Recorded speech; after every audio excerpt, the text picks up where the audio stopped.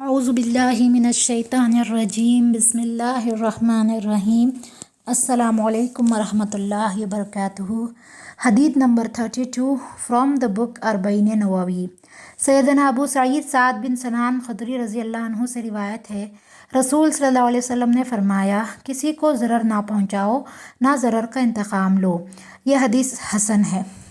تو دیکھیے، چھوٹی سی پیاری سی حدیث ہے اور اس کے اندر ایک بہت امپورٹنٹ بات کی گئی ہے کہ ہمیں کسی کو بھی تکلیف نہیں پہنچانا چاہیے، ٹھیک ہے۔ ہم مسلمان ہیں اور اسلام کے اندر جو ہے اجتماعیت کی، ہمدردی کی، اخلاص کی اور کائنڈنیس کی بہت زیادہ جو ہے اہمیت ہے۔ آپ کو کئی ساری حدیثیں اور قرآن کی آیتیں مل جائیں گی جہاں پر حقوق اللہ کے ساتھ ساتھ حقوق العباد کی بھی بات کی گئی ہے۔ انسان صرف نماز روزہ حج کر کے جنت میں نہیں جائے گا، اگر اس کا تعلق اللہ کے ساتھ اچھا ہے، مضبوط ہے، لیکن اس کا اخلاق، اس کا جو مینرز ہیں اور اس کا لوگوں کے ساتھ تعلق ٹھیک نہیں، لوگ اس کی وجہ سے پریشان رہتے ہیں، لوگوں کو وہ اپنے شر سے محفوظ نہیں رکھ سکتا اور لوگ جو ہے پیٹھ پیچھے اس کی وجہ سے جو ہے باتیں کرتے ہیں، اس وجہ سے نقصان اٹھاتے ہیں، تو یقیناً جو ہے ایسا انسان جنت میں داخل نہیں ہوگا، کیونکہ حقوق اللہ کو تو شاید اللہ معاف کر دے اس میں اگر کوئی کمی پیشی ہو گئی، لیکن حقوق العباد کے لیے ہمیں لوگوں سے ہی معافی مانگنی پڑے گی۔ تو ہمیں یہ کوشش کرنا چاہیے کہ ہم کسی کو نقصان نہ پہنچائیں، اب نہ اپنی زبان سے نہ اپنے ہاتھ سے۔ ایک اور حدیث میں آتا ہے کہ ایک مسلمان، بہترین مسلمان وہ ہے جس کے ہاتھ سے اور زبان سے دوسرا مسلمان محفوظ رہے۔ تو اب ہمیں دیکھنا چاہیے کہ کیا ہم اپنی زبان سے یا ہاتھ سے کسی اور کو تکلیف دیتے ہیں۔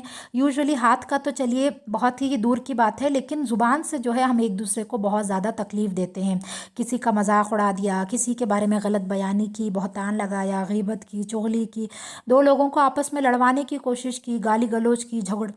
جھگڑا کیا، اپنے ماں باپ سے جو ہے الٹا جواب میں جو ہے بات کی یا ان کو بلند آواز میں بات کی، تو یہ ساری زبان کے فتنے اور زبان کے گناہ ہیں جس سے ہمیں اپنے آپ کو بچا کر رکھنا چاہیے۔ تو اس حدیث میں یہی بتایا جا رہا ہے کہ بہت سارے ایسے اعمال ہوتے ہیں جس سے انسان دوسروں کو تکلیف پہنچاتا ہے۔ ایک چھوٹا سا واقعہ جو ہے یہاں پر بیان کیا گیا ہے کہ یہودیوں کے پاس جو ہے بہت زیادہ شرپسند یہودی جو تھے وہ کیا کرتے تھے کہ آپ صلی اللہ علیہ وسلم اور ان کے صحابہ سے جب ملتے تو السلام علیکم کی جگہ السلام علیکم ایسا کچھ بولتے تھے، جس کا مطلب یہ تھا کہ تم پر موت آئے یا تم پر لعنت ہو۔ تو ایک مرتبہ حضرت عائشہ نے یہ کلمہ سن لیا اور بہت غصہ ہو گئی اور انہوں نے کہا کہ تم پر ہی جو ہے اللہ کی لعنت اور موت آئے۔ تو یہ سن کر آپ صلی اللہ علیہ وسلم نے فرمایا کہ اے عائشہ ایسے مت کہو، اللہ کو بدگوئی، فحش گوئی یہ باتیں نہیں پسند۔ حالانکہ یہاں پر حضرت عائشہ غلط نہیں تھی، انہوں نے تو اس کا جواب ہی دیا تھا جو اس یہود نے کہا۔ یہود نے جو ہے خود پہلے جو ہے غلط بات کی، بددعا دی اور جو ہے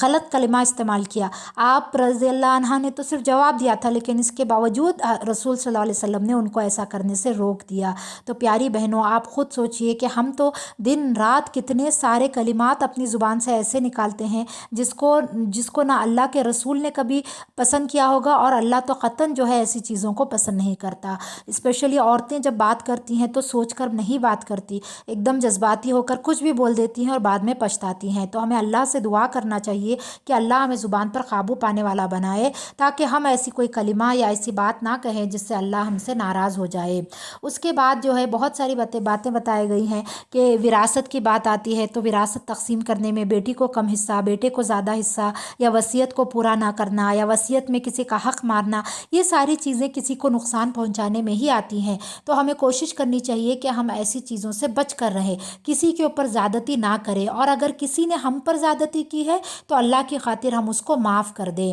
تو یہی بات جو ہے یہاں پر بتائی گئی ہے کہ ہم جو ہے اپنے آپ کو جو ہے بچا کر رکھیں کہ ہم کسی کو تکلیف پہنچائیں، اور اگر ہم سے کوئی تکلیف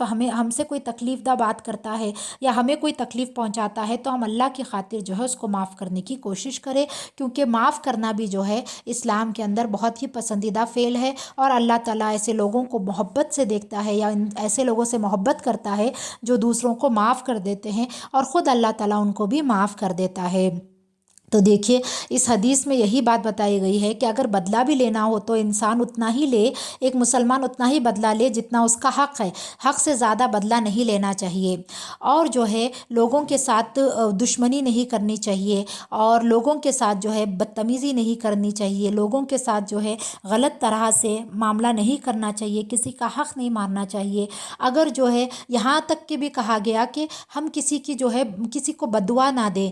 ٹھیک ہے، اگر ہم نے کوئی بددعا دی جو ان پر نہیں لگتی، جو ہم نے ناحق بول دی ہے، تو وہ بددعا واپس ہماری ہی طرف پلٹ کر آئے گی۔ اور کچھ مرد ایسے بھی ہوتے ہیں جو اپنی بیویوں کو چاہے تو بھی تنگ کرتے رہتے ہیں، جان بوجھ کر تنگ کرتے رہتے ہیں، تو ایسے لوگوں کو بھی غلط کہا گیا ہے۔ تو یہ حدیث چھوٹی سی ہے لیکن بہت گہری ہے، ہمیں کوشش کر کے جو ہے اس پر عمل کرنا چاہیے اور دوسروں تک پہنچانا چاہیے۔ ان ویڈیوز کو آپ شیئر کیا کریں، اگر کوئی بھی ہماری وجہ سے نیکی کا ایک عمل بھی کر دیتا ہے تو وہ ہمارے لیے آخرت تک صدقہ جاریہ بنتا ہے، ہمارے مرنے کے بعد بھی اس کا اجر ہم تک پہنچتا رہتا ہے۔ تو نیکی کی باتوں کو ضرور پھیلایا کرے۔ جزاک اللہ خیر۔ السلام علیکم ورحمۃ اللہ۔